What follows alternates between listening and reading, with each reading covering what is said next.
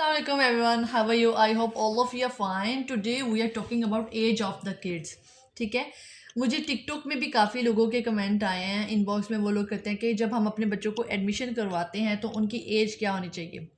ठीक है, जब हम बच्चे कुछ मदर्स होती हैं जो अपने बच्चों को चाहती हैं कि हम लोग उनको जल्दी एडमिशन करवा दें, कुछ पेरेंट्स होते हैं कि वो नहीं करवाते। ठीक है, अब जो पेरेंट्स करवाते हैं, मैं सबसे पहले उनकी बात करना चाह रही हूँ। अगर आप लोग अपने बच्चों को, आप बच्चों की एज को पहले देखें कि बच्चे की एज क्या है। अगर तो एज है 2.5, 3.5 और 4 years।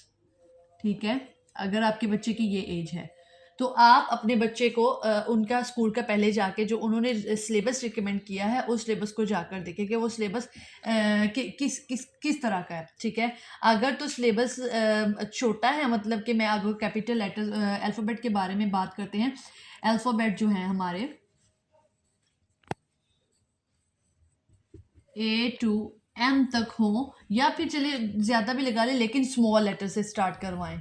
और दूसरी बात, जब आप अपने बच्चों को करवाते हैं जो काउंटिंग वगैरह होती है वो तो हर स्कूल में तकरीबन एक ही तरह का उनका सिलेबस होता है और हर स्कूल में तकरीबन थोड़ा ही करवाया जाता है।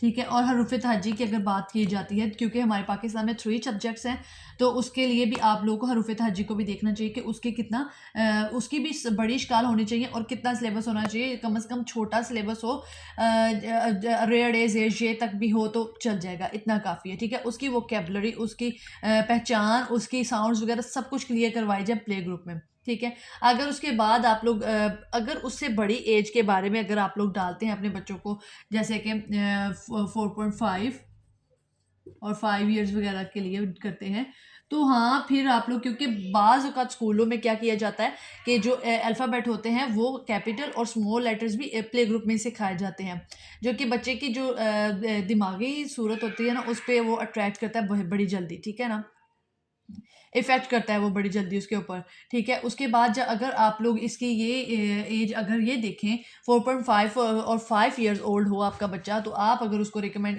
किसी स्कूल में एडमिशन करवा रहे हैं, प्ले ग्रुप से, ज़ाहिर सी बात है कि हर स्कूल में प्ले ग्रुप से ही करवाया जाता है।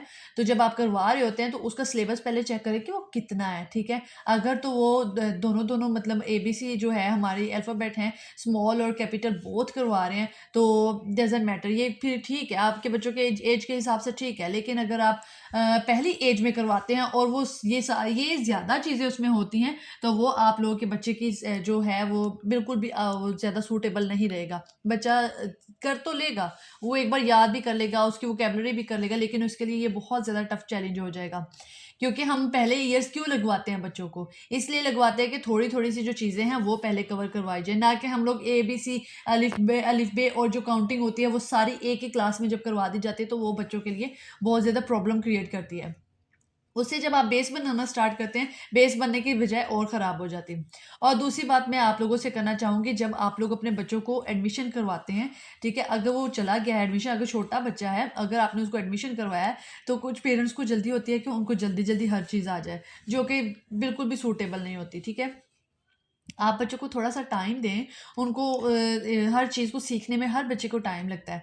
जब आप राइटिंग के प्रोसेस में आते हैं, बच्चा राइट करता है, आप समझते हैं कि वो ट्रेसिंग नहीं कर रहा हमारे बच्चे को, 1 माह जब आप डालते हैं, आप कहते हैं हमारे बच्चे को नहीं आ रहा। तो ये चीज़ें मैटर नहीं करती हैं, आप उनको फ्री छोड़ दें, बिल्कुल फ्री छोड़ दें, पेंसिल दे दें, पेन दे दें, क्रेयॉन्स वगैरह दे दें, कलर्स वगैरह दे दें, उनको फ्री हैंड छोड़ दें कि वो कब तक कैसे वो चाहे जैसे वो पहले ऐसे-ऐसे करना स्टार्ट करेगा, हर चीज़ मतलब अपनी एज के हिसाब से वो स्टार्ट करता है। उसके बाद आप जाकर उसको करते हैं एज के हिसाब से वो करता है स्टार्ट अपनी, कि मैंने इस तरह से इसको लेकर चलना है। ठीक है, आप आहिस्ता-आहिस्ता फिर उसको आगे लेकर चलें, फिर कलरिंग सिस्टम करवाएँ, शेप्स बना के दें, शेप्स के पहले बॉर्डर जो है वो कवर करें, उसके बाद अंदर का जो प्रोसेस है वो करें, उसके बाद आप उसको आगे लेकर चलें, ट्रेसिंग वगैरह में करवाएँ।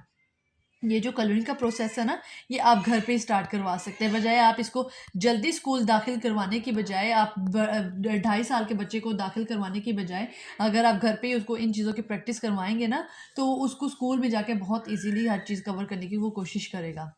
तो उसके अलावा जब बच्चा आप 1 माह पढ़ता है, आप कहते हैं कि हमारे बच्चे को तो अभी कुछ आया ही नहीं, ना उसको रीडिंग आती है, ना उसको लर्निंग आ रही, ना उसकी राइटिंग प्रोसेस उसका ठीक है।